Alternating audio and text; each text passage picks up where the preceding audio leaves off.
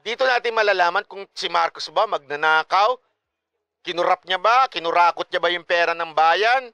Malalaman natin dito. Eto, salamat sa gumawa nitong page na ito at binerify po natin itong mga information na ito, ha? Ayan.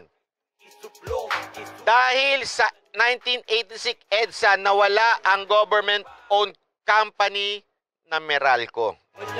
Diba? Dahil sa 1986, nagkabulilyaso sa Meralco. O, sa nino napunta? Nung una, sino sa mga shareholder yan? Siyempre, yung kaibigan ng mga Aquino, si Lopez. Tingnan mo si Raulo, di ba? Napunta sa crony nila, sa mga kaibigan. Oh. In 1975, Meralco, owned by Lopez family, approached the government for assistance in view of financial problems due to its huge debt service requirements. On June 11, 1978, the government purchased Meralco's power generating unit at a cost of 1.1 billion pesos. Sa madaling salita, nagkaproblema daw itong Meralco. Kinuha ngayon ng gobyerno ni Marcos. Maayos, walang brownout. In 1987, Cory Aquino reverted company ownership to the Lopez family for free.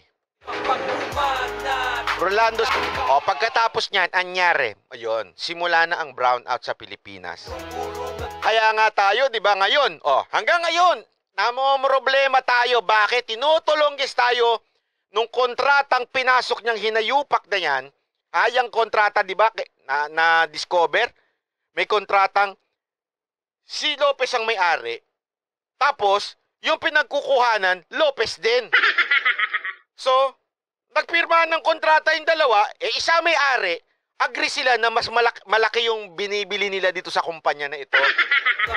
Yung kuryente. Tapos, from dito, kami Meralco, bebenta namin sa tao. Tinagana nito, may konti pa to, benta sa tao. Di ano laabot sa tao?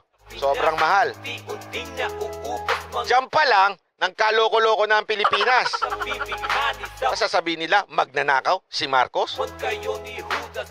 Kaya nga ngayon, di ba, pinapanalangin natin, sana maging government-owned na lang ang Meralco.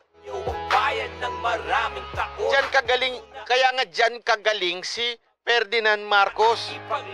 Pinili niya yan. Tapos, yung taong bayan nakikinabang ng maganda. Isipin mo, ang ganda nun. Anak ng weteng, yan nga yun, first gas power generation.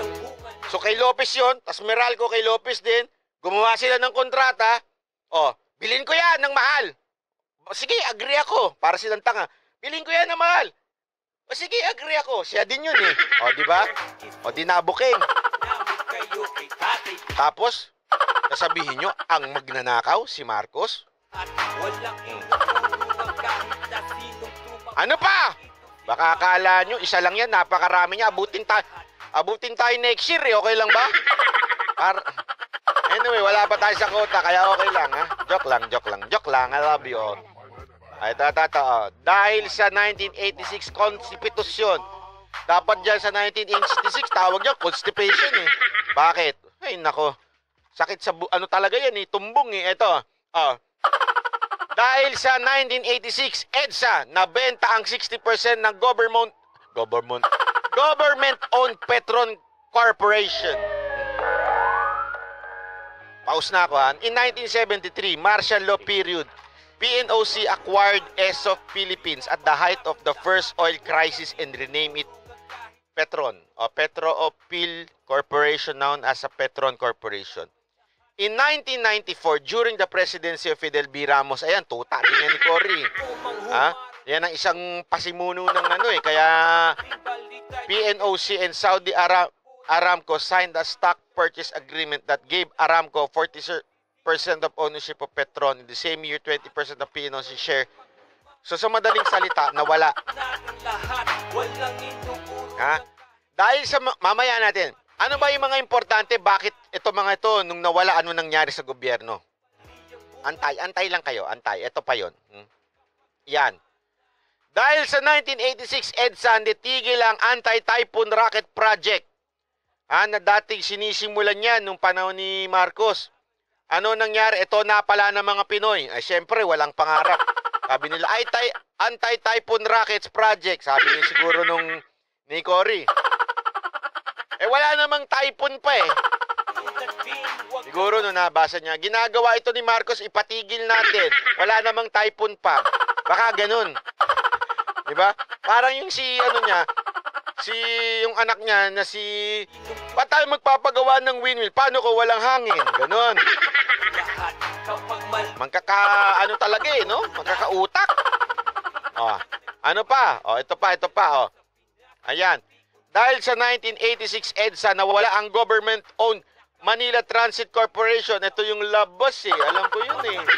Sa Metro Manila eh, di ba? Kaya nga, anong nangyari? Kanya-kanya. Private. Wala yung government. So, ito mga gusto nila magtaasan ng papangit ng papangit. Ngayon, anong nangyari? Dati ang ganda nito eh. Kung inabutan nyo ito noon, panalo ito noon. Kaya nga, di ba, there was even a time, na gusto natin pagmamay-ari na lang ng gobyerno yung transportation para hindi sila nag-uunahan sa kalsada, para sahuran na lang silang monthly, para walang iwas disgrasya. Kasi siyempre pagka sila yung boundary, unahan yan, ganun-ganun, sa labat. Buti na lang ngayon na ayos na. Kahit hindi na pinagmay-ari ng gobyerno, inayos na. Isipin mo inayos na nga, nilagay na nga sa barrier, nandun sila, binabangga pa yung barrier. Kasalanan pa nung barrier kasi hindi umiiwas yung barrier. Kasi daw, hindi daw makita yung barrier. Pucha, nasa left side ka na nga lang. Kasi, ang dahilan talaga niyan, sabi nila, kasi masikip. Kasi overspeeding ka, may limit lang kayo ng speed. Talagang pinapaspasan ninyo kasi maluwag eh. Ay nako, di ba? Isa din 'yan. Ano pa? Ang mga maayos na tinulonggis ng pamahalaan ng mga Aquino. Ayan. 1986, nabenta ang 61% na lupa ng Food Terminal Incorporated sa Taguig. In November 2012, the government of Noynoy Aquino sold 74 hectares of FTA land to Ayala. For 24.3 billion pesos, and the area is known as Arca South. FTI is left with only 46 hectares. Diba? Sino na yung pasimunyo niyan? Yung isa niyang anak niyang Tolonges. Next. Pati ito. Dahil sa 1986 EDSA nabenta ang National Steel Corporation sa Iligan City. In 1995, President Ramos sold Asia's largest steel factory and government-owned company, National Steel Corporation, NSC to Wingtech of Malaysian Westmont Group. NSC used to employ as many as 4,200 Filipinos before it was sold.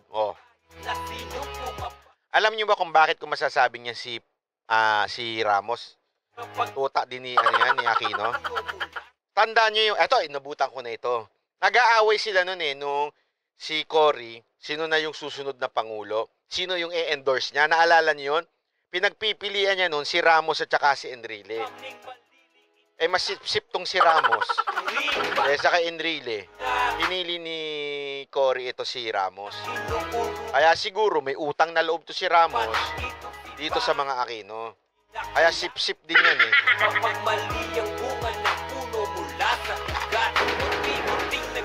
Dahil sa 1986 EDSA naging pasaway ang karamihan ng mga Pilipino. Alam nyo kung bakit? Tanungin ko kayo, bakit naging pasaway ang mga Pilipino noong after 1986? Hulaan nyo kung bakit. Alam nyo kung bakit? Ito ang sagot. Check. Dami mong reklamo. Ito ang sagot. Alam nyo kung ano ang sagot? Dumami kasing aktivista. Reklamo. Dumami ang mga komunista. Kung gusto kong magbago, ang dami-dami mo. Bakit? Pinabayaan nila, pinalaya ni Cory yung mga leader nila, pati si Joma, pati yung mga ibang leader dito, pinalaya. So natural, keso demokrasya, ano nangyari? Dumami tuloy ang mga reklamador sa karsada. Dumami ang pasaway. Walang curfew. Bakit? Demokrasya namin maglasing-lasing eh. Demokrasya na, para silang nawala sa koral. Dati kasi may curfew yung panahon ni Ferdinand Marcos eh, nung nawala. Maglalasing na lang kami. Kasi kalayaan namin magsaya. Yan, basagan ng muka. Bumami mandurukot. Bumami lahat. Ang pasaway. Yan ang gusto nyo, di ba? Tapos sasabihin nyo, si Marcos hindi bayani. May mga